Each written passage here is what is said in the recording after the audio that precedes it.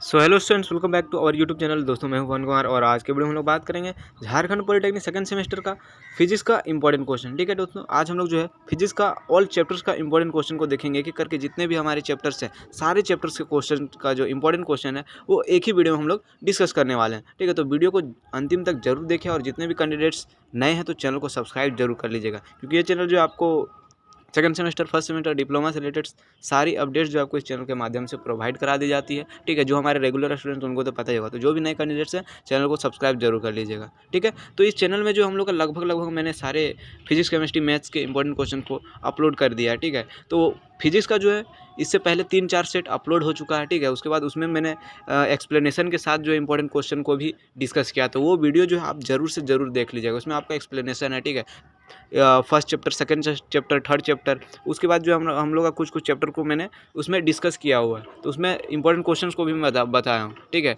तो वो important question जो भी चैप्टर्स के मैंने वहाँ बता रखे हैं, तो वहाँ से आप वीडियो को ज़रूर देख लीजिएगा, उसके बाद ही इस वीडियो को देखिएगा। ठीक है, तो आज हम लोग बात करेंगे जितने भी हमारे इंपॉर्टेंट क्वेश्चन छूट गए थे जितने चैप्टर्स के, तो इस चैप्टर में हम लोग डिस्कस कर लेंगे। उसके बाद जो क्वेश्चंस मैंने उन वीडियो में बताया तो यहाँ भी फिर से मैं रिपीट कर दूंगा। ठीक है, तो आइए शुरू करते हैं आज का ये वीडियो। ठीक है, तो सबसे पहले हम लोग शुरुआत करते हैं। ठीक है, शुरुआत करते हैं हम लोग नैनो टेक्नोलॉजी चैप्टर से। ठीक है, नैनो टेक्नोलॉजी चैप्टर। ठीक है, नैनो टेक्नोलॉजी चैप्टर मैं इधर उधर से कर रहा हूँ। ठीक है, चैप्टर का नाम तो आपको पता ही होगा, बेसिक सा बात है, सभी स्टूडेंट को तो चैप्टर का नाम पता ही होगा, लगभग स्टूडेंट्स तो देखे होंगे। ठीक है, तो नैनो टेक्नोलॉजी चैप्टर में जो है हम लोग को कौन कौन सा इंपॉर्टेंट क्वेश्चन आता है। ठीक है, बहुत सारे स्टूडेंट कंफ्यूज रहते हैं, सर इसमें तो पूरा चैप्टर तो पढ़ चुके हैं, बट हम लोग को पता ही नहीं रहता कि इसमें कौन सा क्वेश्चन जो है इंपॉर्टेंट क्वेश्चन है।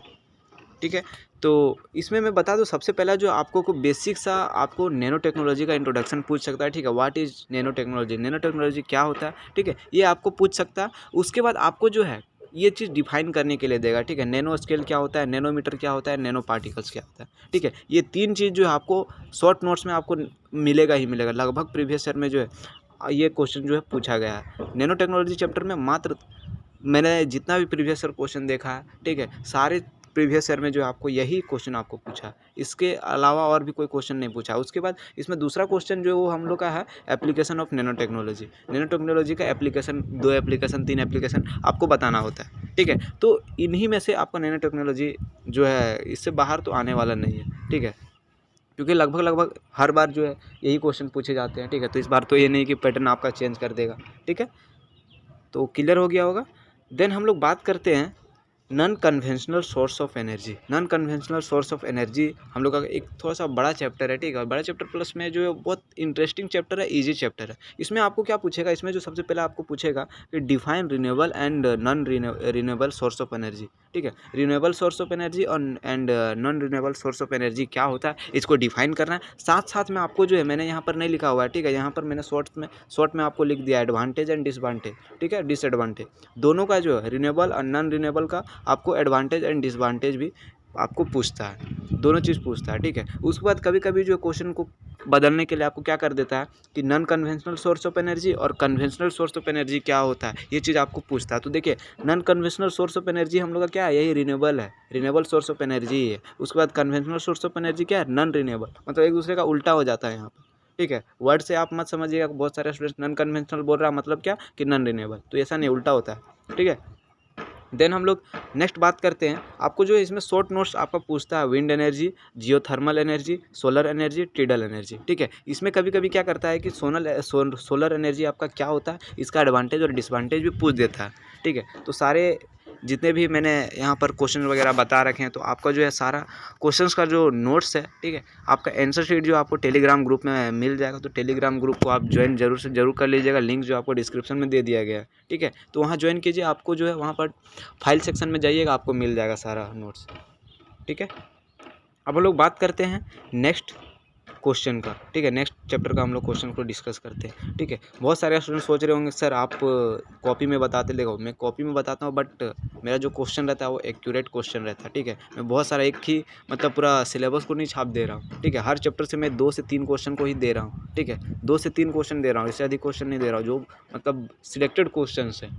ठीक है, तो पहला जो हम लोग का फाइबर ऑप्टिक्स में हम लोग अब देखते हैं, फाइबर ऑप्टिक्स में हम लोग का फर्स्ट जो है वो क्या है, structure of optical fibre and types of optical fibre. ठीक है, ऑप्टिकल फाइबर क्या होता है, ठीक है, उसको आपको क्या करना है कि स्ट्रक्चर उसको बनाना है, ठीक है, किस तरह का है उसको बनाना है। उसके बाद इसका कौन कौन सा टाइप्स है वो चीज़ को आपको डिफाइन करना है। कभी कभी राइट 3 टाइप्स, इसका मेन जो है 3 टाइप्स के होते हैं ऑप्टिकल फाइबर, तो उसको आपको क्या करना है कि बताना है। उसके बाद जो है दूसरा इसमें क्वेश्चन हम लोग का आता है कि critical angle, acceptance angle and numerical aperture क्या होता है, इसको डिफाइन करने शॉर्ट नोट्स लिखने आता है तीनों में। ठीक है, तीनों को भी थोड़ा सा अच्छे से देख लीजिएगा। अगर आप ये चैप्टर पढ़े हो तो लगभग तो बहुत इजी है। ठीक है, इसको आप थोड़ा सा देख लीजिएगा। उसके बाद हम लोग देखते हैं नेक्स्ट क्वेश्चन जो इसमें क्या हम लोग का application of fibre optics. Fibre optics का जो एप्लीकेशन कहाँ कहाँ है उसको आपको पूछ देता है, कभी कभी 4 एप्लीकेशन 5 एप्लीकेशन। उसके बाद कभी कभी इसी में पूछ देता है, ठीक है, कि वो कौन कौन से मटेरियल हैं जो हम लोग का फाइबर ऑप्टिक्स में यूज़ होता है। ठीक है, फाइबर ऑप्टिक्स को बनाने में यूज़ होता है, वो कौन कौन सा मटेरियल, तो वो मटेरियल सबको आपको क्या करना है कि डिस्कस करना होता है। ठीक है, तो इसको देख लीजिएगा।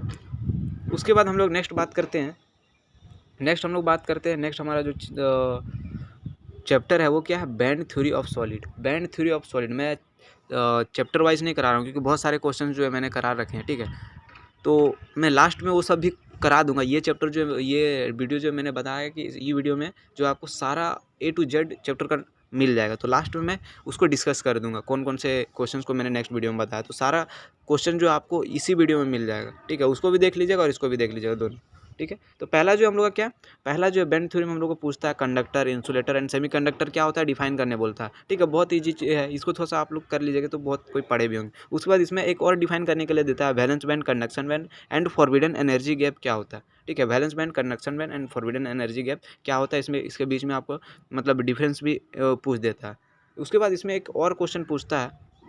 ठीक है, ये भी चैप्टर में 2 से 3 ही क्वेश्चन पूछता है। इसमें क्या है कि define intrinsic semiconductor and extrinsic semiconductor. उसके बाद इसमें क्या है कि also define P type semiconductor and N type semiconductor. ये भी क्वेश्चन थोड़ा सा इंपॉर्टेंट है। ठीक है, उसके बाद इसमें एक और चीज़ लगभग पूछता है, तो ये जितना भी मैं क्वेश्चन बता रहा हूँ इसको मतलब श्योर से श्योर कर लीजिएगा। ठीक है, उसके बाद हम लोग देखते हैं नेक्स्ट जो हम लोग का क्वेश्चन है वो क्या है, explain reverse bias and forward bias PN junction. ठीक है, रिवर्स बायस क्या होता है, उसके बाद फॉरवर्ड बायस पीएन जंक्शन क्या होता है। ठीक है, पीएन जंक्शन डायोड यहाँ पर कभी कभी लिख देता है। ठीक है, उसके बाद इसका क्या करता है कि इसका जो है आपको ग्राफ ड्रॉ करने के लिए भी कभी कभी देता है, तो थोड़ा सा ग्राफ भी देख लीजिएगा ड्रॉ करने के लिए।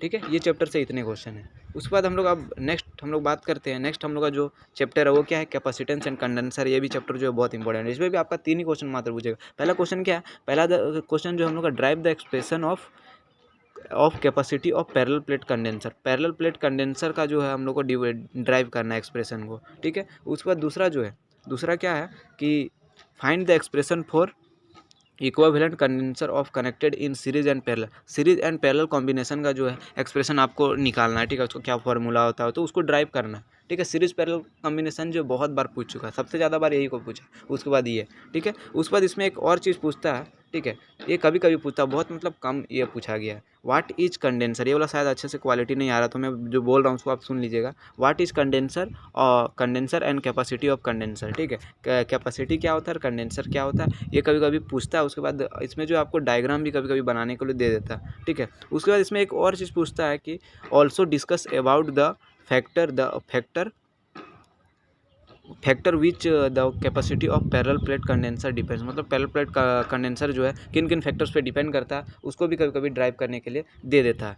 ठीक है, उसके बाद इसमें और कोई क्वेश्चन नहीं है। ठीक है, उसके बाद यूजेज ऑफ, इसको भी थोड़ा सा देख लीजिएगा, तो बेसिक सा बात है कहाँ कहाँ यूज़ होता है उसको भी थोड़ा सा देख लीजिएगा। इसलिए मैंने इसको इंपॉर्टेंट में नहीं रखा क्योंकि सब स्टूडेंट तो इसको जानते ही होंगे, अच्छे से कर लेंगे, इसलिए मैंने उसको नहीं लिखा। ठीक है, उसके बाद हम लोग जो है नेक्स्ट बात करते हैं, next current electricity. Current electricity में जो आपका 2 क्वेश्चन सबसे ज़्यादा इंपॉर्टेंट है। ठीक है, मैं आपको बता दे रहा हूँ, state and explain Kirchhoff's law. ठीक है, किरचॉफ्स लॉ क्या होता है उसको आपको लिखना है। ठीक है, बहुत सारे स्टूडेंट्स में क्या करते हैं सिर्फ किरचॉफ्स लॉ को डिफाइन कर देते हैं, तो किरचॉफ्स लॉ 2 टाइप्स के होते हैं, उसको भी आपको डिफाइन करना। ठीक है, first current law end voltage law जो होता है किरचॉफ्स का उसको। उसके बाद जो है दूसरा क्वेश्चन हम लोग का क्या है, दूसरा क्वेश्चन जो है डिफाइन ओम्स लॉ।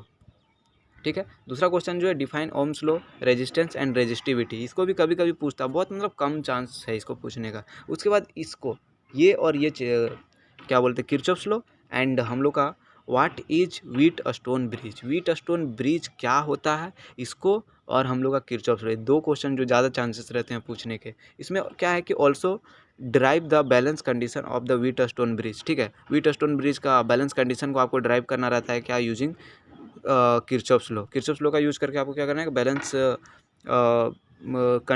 मतलब कंडीशन को ड्राइव करना रहता है व्हीटस्टोन ब्रिज का।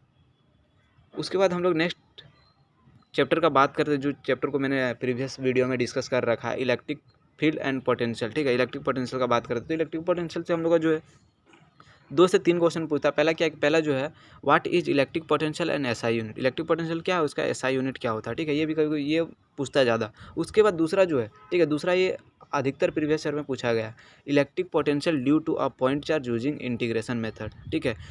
कोई सिंगल चार्ज का, ठीक है, आपको क्या करना है कि सिंगल चार्ज का पोटेंशियल को फाइंड करना रहता है इंटीग्रेशन मेथड से, ठीक है। तो इसको जो डेरिवेशन आप देख लीजिएगा, टेलीग्राम ग्रुप में मैंने अच्छे से अपलोड कर रखा है बहुत सिंपल वे में, ठीक है। उसके बाद जो है नेक्स्ट इसमें पूछता है, इसको मतलब डिफाइन करने के लिए आता है या फिर शॉर्ट नोट्स आपको लिखने आता है, व्हाट इज इलेक्ट्रिक स्ट्रेंथ, ठीक है, इलेक्ट्रिक नहीं dielectric strength and breakdown potential. Dielectric strength क्या होता है, उसके बाद हम लोग इंपॉर्टेंट क्वेश्चन देखते हैं फर्स्ट चैप्टर का, ठीक है, लाइट चैप्टर। लाइट चैप्टर में डिस्कस कर रखा है, इसको अच्छे से एक्सप्लेन भी किया, तो वहाँ से आप वीडियो देख सकते हैं, ठीक है। पहला क्या है, what do you understand by reflection and refraction of light. Reflection and refraction of light क्या होता है, उसको आपको डिफाइन करना है। साथ में जो इसमें एक ही साथ कभी कभी क्वेश्चन पूछ देता है, ठीक है, state the laws of reflection and refraction.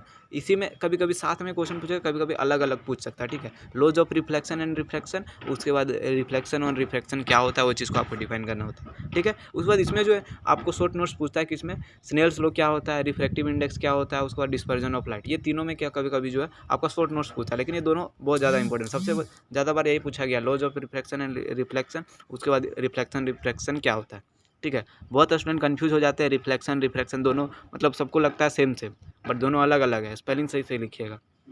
उसके बाद हम लोग बात करते हैं इलेक्ट्रिक फील्ड में, ठीक है। इलेक्ट्रिक फील्ड में कौन कौन सा क्वेश्चन जो हम लोग का इंपॉर्टेंट है। पहला क्वेश्चन जो है वो क्या है कि define electric field and SI unit. Electric field क्या होता है, उसका एसआई यूनिट क्या होता है। उसके बाद हम लोग बात करते हैं नेक्स्ट जो है वो क्या है हम लोग का electric field intensity and SI unit. Electric field intensity क्या होता है, इसका एसआई यूनिट। उसके बाद तीसरा जो सबसे ज़्यादा इंपॉर्टेंट, ठीक है, कूलम्स लॉ, ठीक है, इसी को हम लोग क्या बोलते हैं, कूलम्स इन्वर्स स्क्वायर लॉ। इसको डिफाइन करना बहुत ईजी भी है और ये इंपॉर्टेंट भी है। उसके बाद जो है इसमें कभी कभी पूछता है electric lines of force and properties. Electric lines of force क्या होता है, इसका प्रॉपर्टीज़ को आपको लिखना होता है। उसके बाद कभी कभी ये वाला भी क्वेश्चन पूछ देता है, what is electric flux and electric flux density. बहुत कम बार पूछता है बट इसको भी प्रिपेयर कर लीजिएगा, हो सकता है इस बार पूछ दे, ठीक है, क्योंकि इस बार हर क्वेश्चन का जो पैटर्न जो है चेंज कर दिया जा रहा है, ठीक है। 4th सेमेस्टर का भी आप देखिएगा, 5th सेमेस्टर 6th सेमेस्टर का भी जो इस बार जो एग्ज़ाम हुआ है 6th सेमेस्टर का और 4th सेमेस्टर का, उसमें आपका क्वेश्चन को थोड़ा सा घुमाया गया, तो इसको ये सबको भी थोड़ा सा आप एक्स्ट्रा में रख लीजिएगा, ठीक है, अगर आपके पास टाइम है। उसके बाद हम लोग देखते हैं मॉडर्न फिजिक्स का, ठीक है। मॉडर्न फिजिक्स का कुछ चैप्टर जो हम लोग का 3 चैप्टर है वो सबको हम लोग डिस्कस करते हैं। जैसे पहला हम लोग का क्या है, फोटो इलेक्ट्रिसिटी। तो फोटो इलेक्ट्रिसिटी में आपका कौन सा क्वेश्चन ज़्यादा पूछा जाता है, तो सबसे पहला क्वेश्चन क्या है हम लोग का, explain the laws of photoelectric effect. Photoelectric effect क्या होता है, इसका लॉ और लॉज क्या है उसको भी आपको बताना है, ठीक है। उसके बाद जो है दूसरा जो है फोटो इलेक्ट्रिक इफेक्ट क्या होता है, ठीक है। इसमें क्या पूछ रहा है कि आपको लो पूछ रहा है, उसके बाद इसमें क्या फोटो इलेक्ट्रिक इफेक्ट क्या होता है वो चीज़ को आपको डिफाइन करने बोल रहा है, ठीक है। उसके बाद थ्रेशोल्ड फ्रीक्वेंसी भी पूछता है, वर्क फंक्शन, ये 2 चीज़ लगभग पूछे ही जाते हैं, ठीक है। उसके बाद इसमें एक और चीज़ हम लोग का पूछता है, ठीक है, क्या है कि प्रॉपर्टीज़ ऑफ फोटोन्स, ठीक है, प्रॉपर्टीज़ ऑफ फोटोन का क्या क्या प्रॉपर्टी है। उसके बाद कंसेप्ट ऑफ फोटोन, मतलब फोटोन से रिलेटेड आपको पूछा जाता है, ठीक है। इसमें और वैसा कुछ क्वेश्चन नहीं पूछा जाता, बस लगभग इसी टर्म से ही आपको क्वेश्चन पूछेगा। कभी कभी जो आपको क्या कि आइंस्टाइन इक्वेशन भी आपको कभी कभी पूछता है, बट उतना वो सब ज़रूरी नहीं है। सबसे ज़्यादा ज़रूरी यही कि फोटो इलेक्ट्रिक इफेक्ट का लॉ क्या है, ठीक है, इसी को बोलते हैं फोटो इलेक्ट्रिक एमिशन, ठीक है। उसके बाद फोटो इलेक्ट्रिक इफेक्ट क्या है, थ्रेशोल्ड फ्रीक्वेंसी, वर्क फंक्शन, और इसमें उतना कोई क्वेश्चन पूछा नहीं जाता। उसके बाद दूसरा जो हम लोग का वो क्या है, लेज़र चैप्टर से हम लोग क्या है कि प्रॉपर्टीज़ ऑफ लेज़र पूछेगा। उसके बाद एप्लीकेशन ऑफ लेज़र क्या होता है, इसका आप फुल फॉर्म भी जान लीजिएगा, ठीक है, ऑब्जेक्टिव में आपका फुल फॉर्म पूछ देता है लेज़र का फुल फॉर्म।